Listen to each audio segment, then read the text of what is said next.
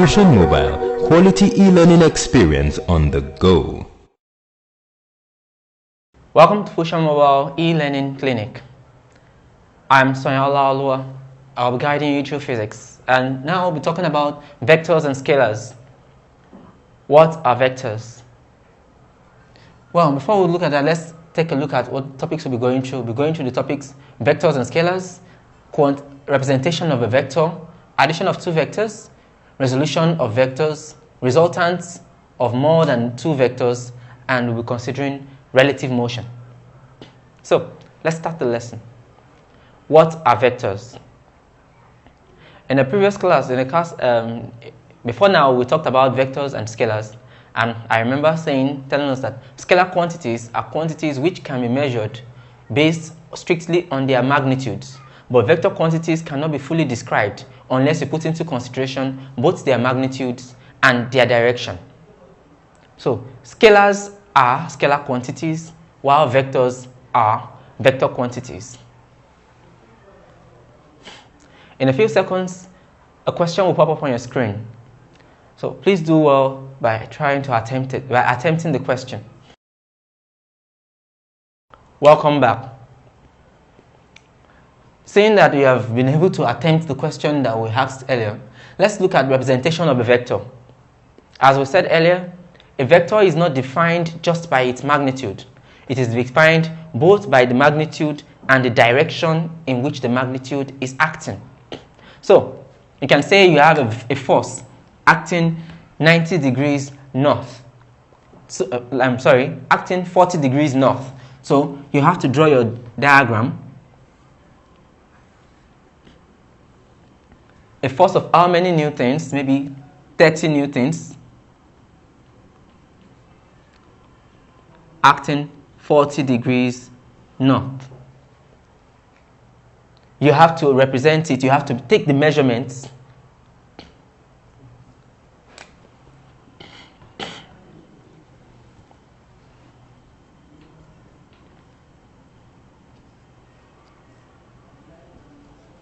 You have to take the measurements as it ought to be taken.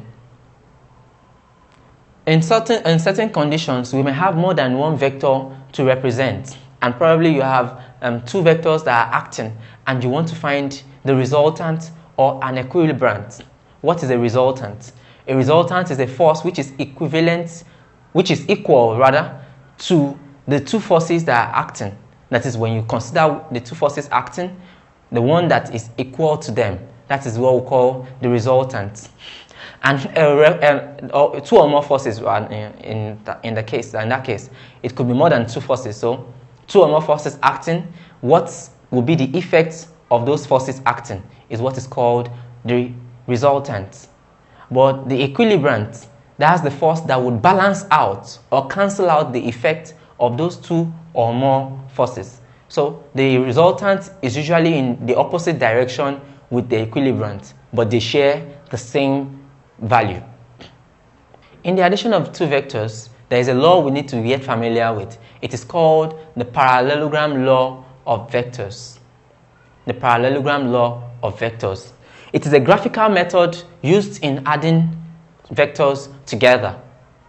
So the law states that when two vectors that are acting together are represented by two adjacent lines of a parallelogram, the resultant is equal to the diagonal line drawn from their point of contact. That's what the parallelogram law states.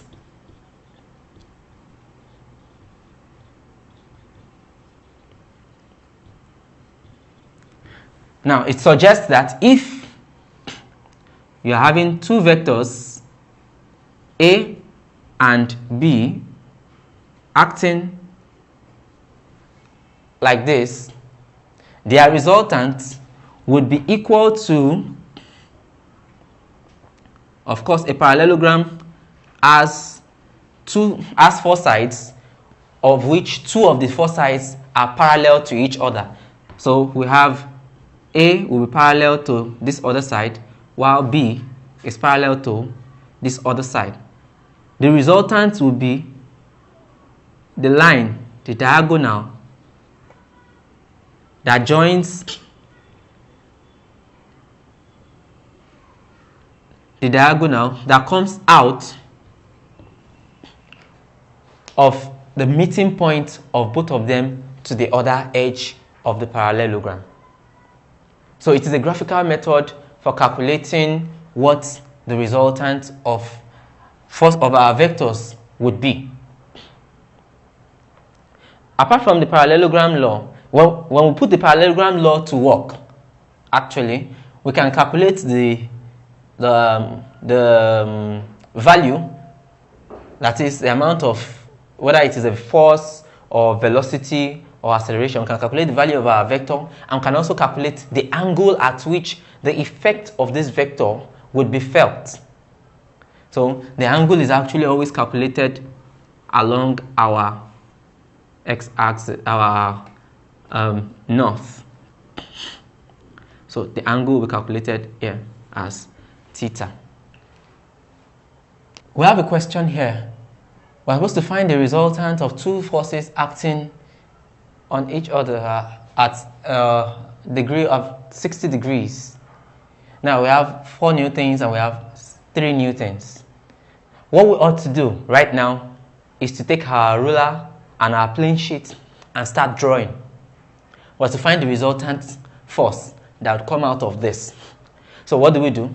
You take your ruler and your paper and your pencil, and then you you create a gradation, that is a scale for yourself. Probably you say take 1 newton for 1 centimeter, and on your paper or on your graph sheet, whichever one you have to use, you draw your horizontal line and you measure out 4 centimeters.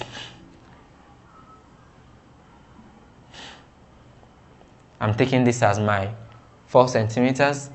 Then you take your protractor and you measure your 60 degrees.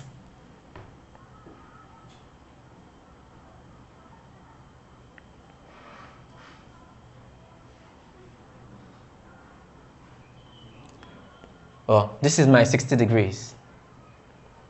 Then you draw from the joining points, that's this end, you draw out your 3 centimeters.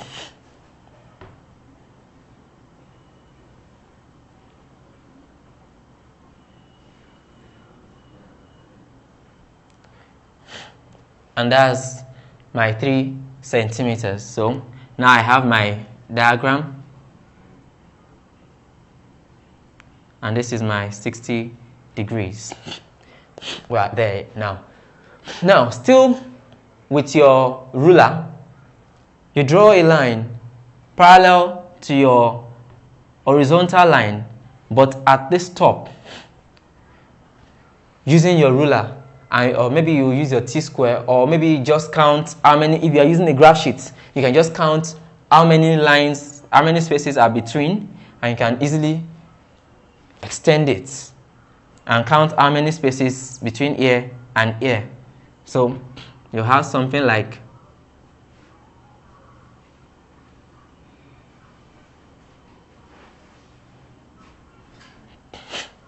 and you do the same for the slanted side.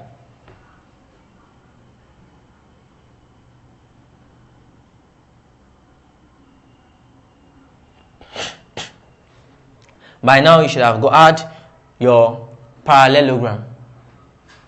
Of course, as the law says, the law states that the diagonal line that joins that originates from the meeting point of the two forces represents the resultant of the equation, that is the resultant of the vectors.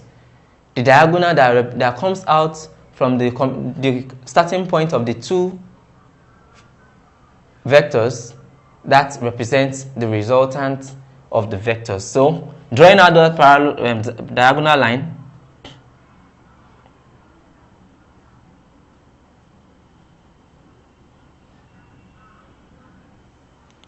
and you can take a ruler to measure the distance. So whatever distance you measure out, that is what it would be.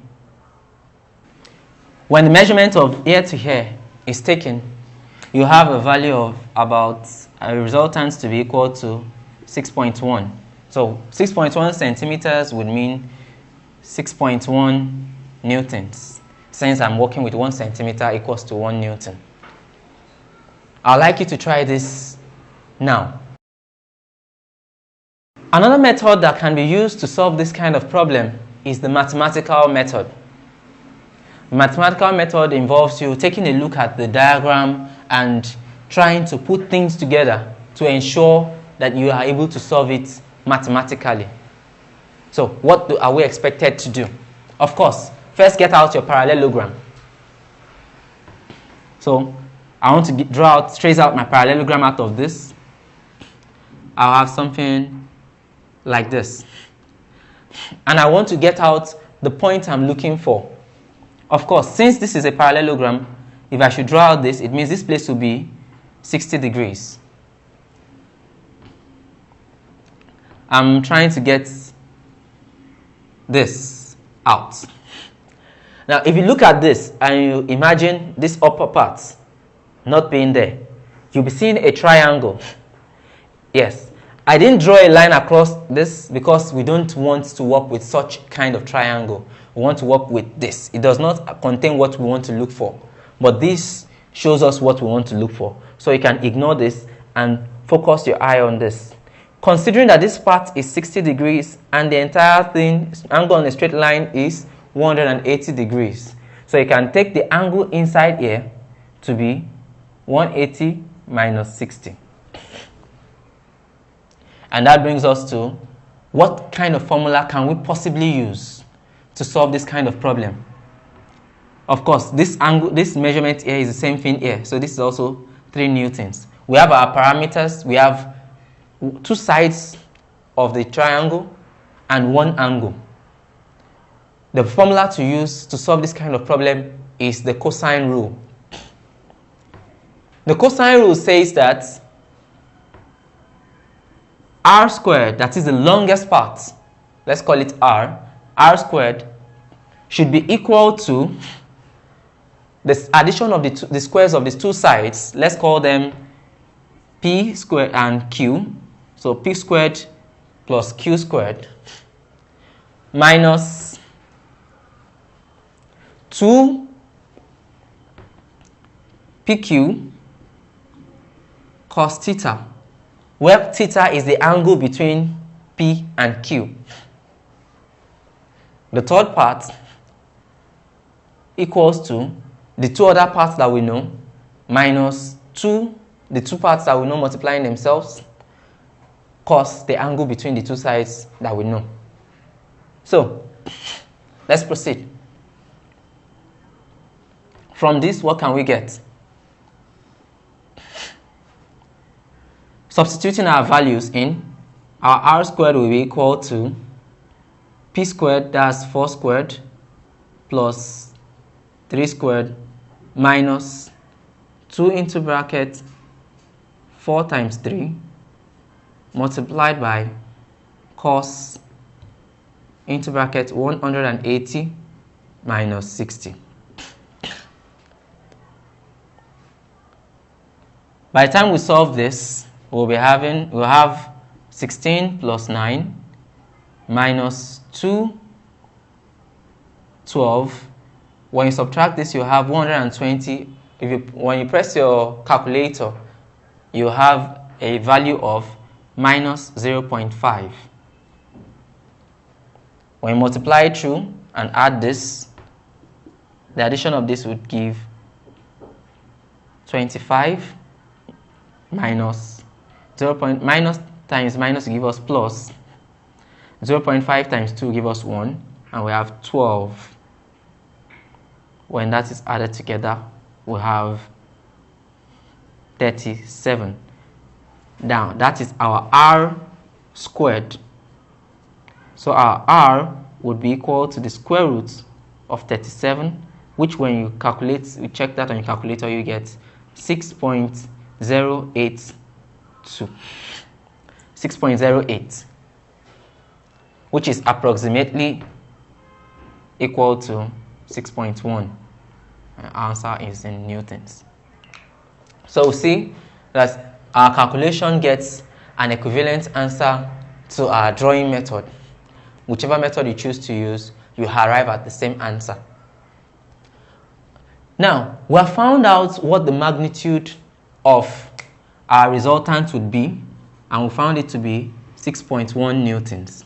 But also, we said earlier, the magnitude is not enough to completely describe the vector quantity. We also need to know the direction in which it is acting. So, next thing to do is to calculate the direction. To calculate the direction, now we are aware of this side as 6.1, still ignoring this upper part and concentrating on this triangle. We know this angle is 120, and the angle between the horizontal and the resultant is what we are representing here with x, and that x is opposite these 3 newtons. Here we can apply sine rule to determine what the value of x would be. So working with this sine rule, trying to implement it into our diagram, we can call our 120 y, and we can call this last angle z. So this is our y and this is our z. So we have our x and it is facing 3 newtons. So we say 3 newtons divided by sine x should give us 6.1 divided by sine 120. We don't need the last one because we're not really using it in our calculation, so we don't need to stress ourselves about it. Concentrating on these ones, we can cross multiply and divide through. Cross multiplying and dividing through, we have our sine x to be equal to 3 sine 120, this is our newtons, divided by 6.1. So our sine x will be equal to, when you press a calculator to calculate sine 120, you get 0.866, and it gives us, the entire expression gives us 0.4259. When you check the arc sine, that's x now, x will be equal to arc sine, which will be equal to 25.2 degrees. So that is the angle between that region. Of course, in your drawing, for you to confirm it, you can also use your protractor to measure the angle between the line you drew and the horizontal. It should give you the same thing. What do we mean by resolution of vectors? When we talk about resolution of vectors, it means turning a vector into breaking down a vector into the properties of the upward or the vertical and the horizontal forces. Not all vectors do act perpendicularly or horizontally to each other. So sometimes we have some complex conditions where you have to resolve a particular vector into either upward and down, vertical and horizontal forces. So how do we go about this? That's what we're about to look at now. The first thing you do is look at the expression, the diagram. Well, just know this. Whatever we'll get out of this is what will always be, and what will always be applied in almost all conditions. Of course, we are talking about resolving it into perpendicular to each other. That is the vertical forces, that's y, and the horizontal, which is the x. The first, we have to get out our triangle. And to get out our triangle, we have to bring a perpendicular line to our y-axis in this place. So drawing that out, we'll have an angle 90 here. And of course, our angle, the angle we're putting into consideration is this angle here, which is theta. So our vector is A. What component of A will be acting in the horizontal, and what component of A will be acting in the vertical axis? That's what we are trying to decide. Starting with the y-axis, we look at the expression. What is the relationship between the y-axis and the hypotenuse, which is where the force is acting from? Looking at our SOHCAHTOA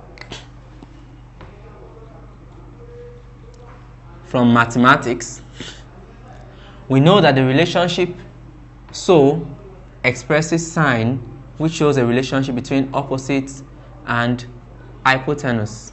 And we have here hypotenuse and opposite. So we say our hypotenuse sine theta equals our opposite, which is x, that's ax over a.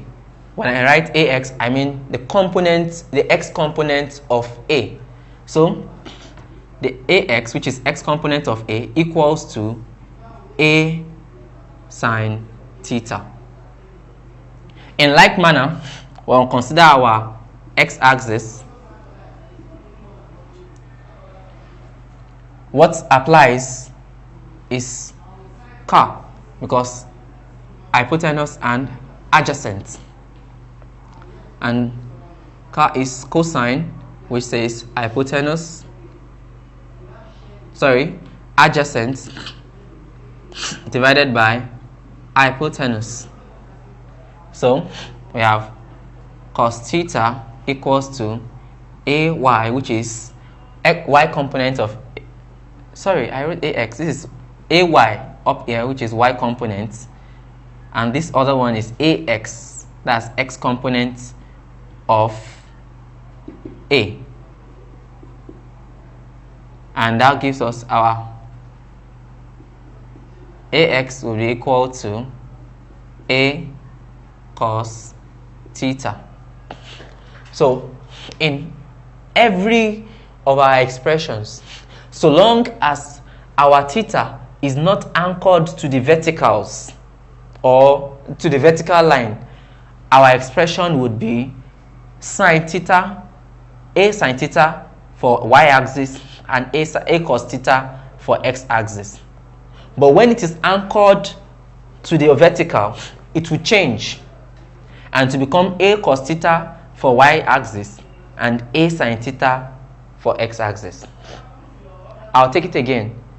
When our angle is connected to the horizontal, we use a sine theta for our y-axis, and we use our y-axis, we use a sine theta, and our x-axis, we use a cos theta. But when it is connected to the vertical, that is this way, then we use a cos theta for our y-axis, and we use a sine theta for our x-axis. Addition of vectors is not restricted only to addition of two vectors to each other. Sometimes we can have more than two vectors that would have to add together. In such a condition, one of the most effective way to handle such matter is to resolve the forces into their vertical and horizontal forces, then add them together and find the resultant of their addition. An example of what I have on the board right now. Each of the forces has an angle which it is related one to the other. So we're supposed to take measurements, take all of them, and resolve each of them one after the other. All the verticals, we get their values, we add them together. All the horizontals, we get their values, we add them together, and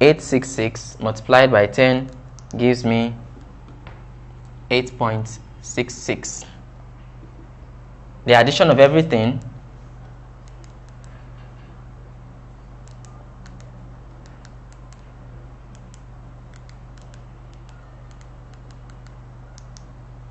is 7.2103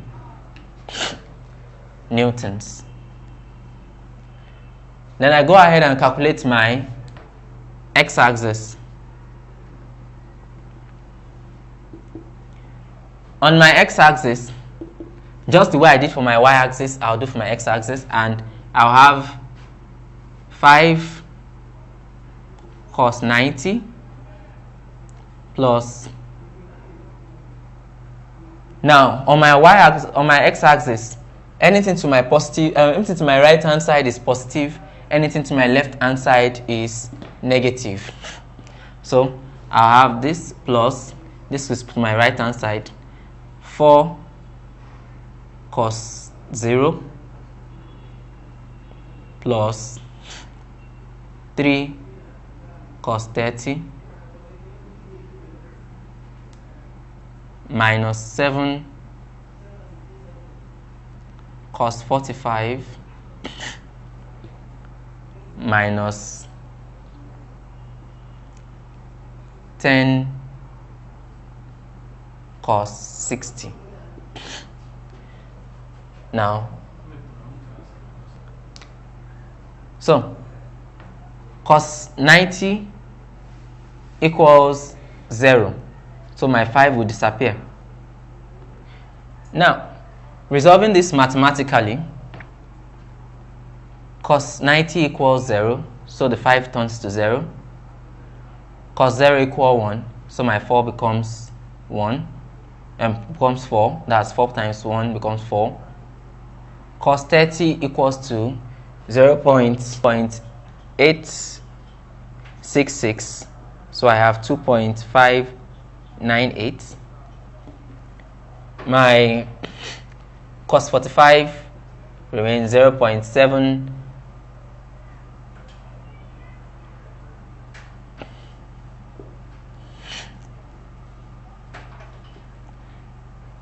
7071, and my cos 60 becomes 0.5, and that gives me 5 there. When I add everything together and subtract, we have minus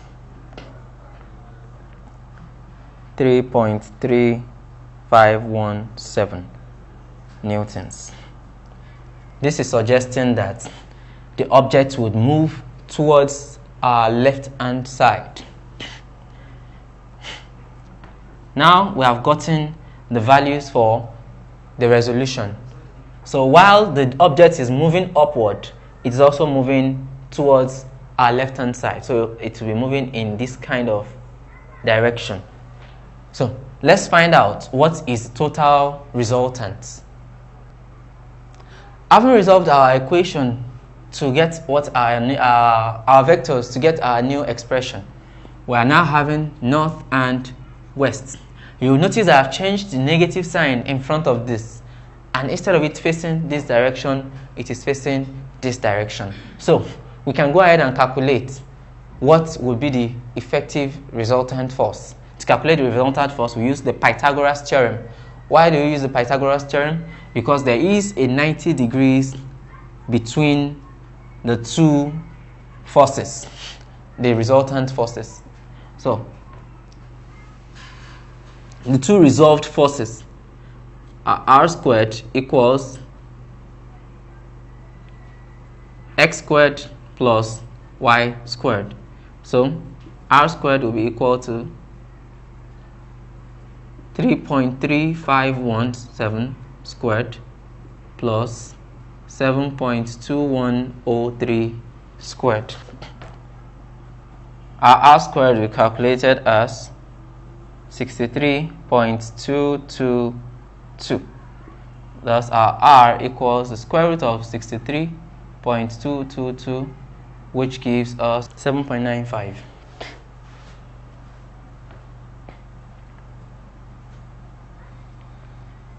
Which is approximately equal to 8 newtons.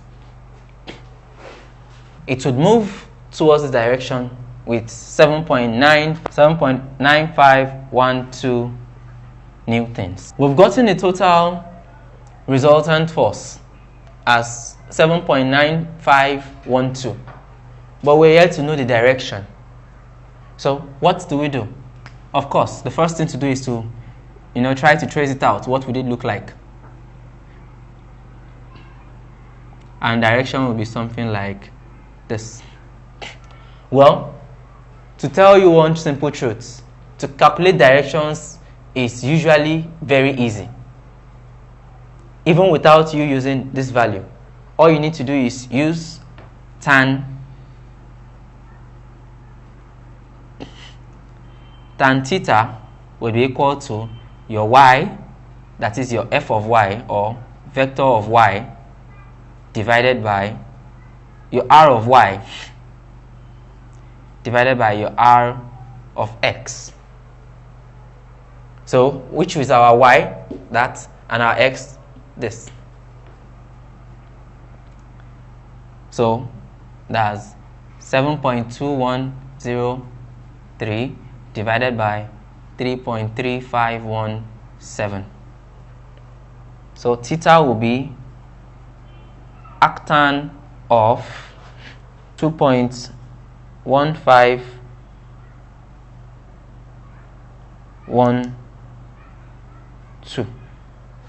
which is equal to 65.661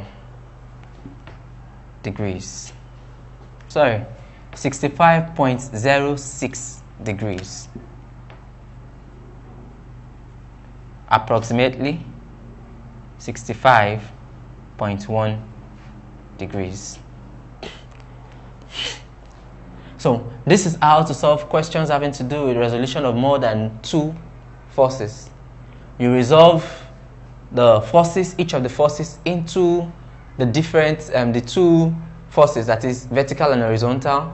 Then you add them together using your Pythagoras theorem, and then you calculate.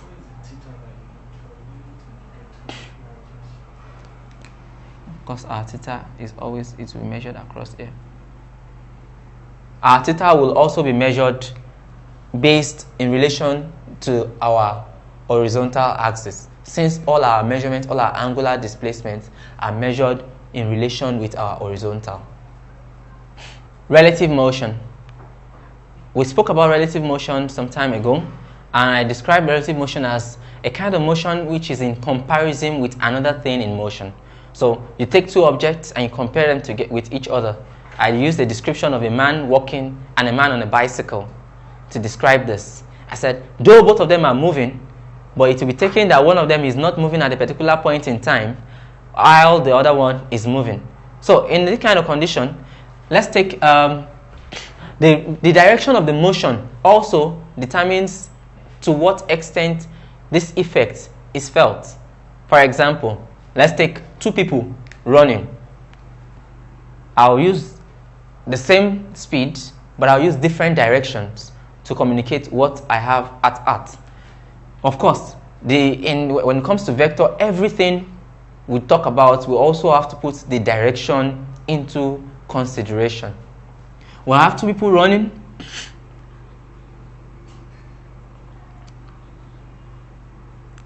Let's say they took off at the same point in time.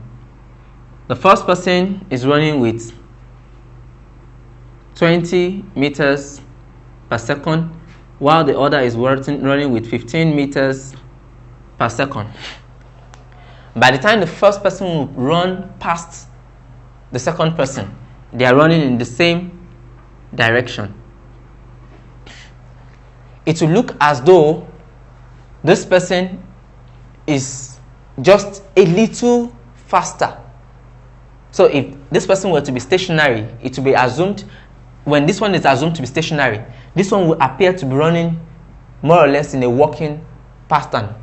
So if you compare, you will have a relative motion of about 5 meters per second. So the relative velocity between them, because they are in the same direction, would be given by A minus B, where A is a person ahead and B is the person which is the reference point. But if they are running in opposite directions,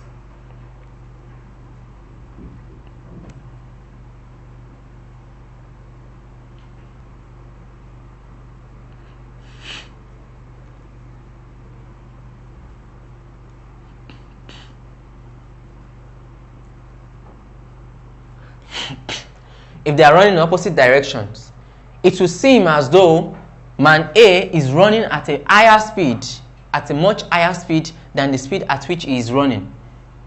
So a relative velocity of A plus B would be experienced. That is the reason why when we are in vehicles and the vehicle tries to overtake us, it feels like the vehicle trying to overtake us is moving at a slower speed compared to the vehicle that is coming on the opposite side of the road. When that one passes by our vehicle, it seems the vehicle is running at twice the normal speed the vehicle is running at. It is the presence of relative motion that we can feel at that particular point in time. In this topic, we've talked about vectors and scalars. We looked at vectors and we talked about scalars as quantities that can be described completely by only considering their magnitude, while vectors are quantities that cannot be described properly until one has considered both magnitude and direction. We talked about representation of vectors, that is, you must represent both the quantity and the magnitude, and you must also represent the direction. We talked about addition of two vectors. We mentioned the parallelogram theory. Parallelogram theory, a law which states that if two vectors acting on each other are represented by two sides of a parallelogram, the resultant of the vectors will be equal to the diagonal which originates from their meeting point. We also talked about the resolution of vectors into vertical and horizontal forces and horizontal components, and we used that in explaining how to add multiple vectors together, resolving them into their components of upward and downward and horizontal, vertical and horizontal forces, and adding them together using the Pythagoras theorem, and we can find the resultant by finding the tangents of the angles between the two forces, that is the vertical and the horizontal forces. We discussed relative motion as motion that is measured in comparison with another body which is in motion. In a few seconds, some questions will pop up on your screen. Please attempt them. And if there is any part of this lesson which you do not understand, you can go over this video one more time. Thank you.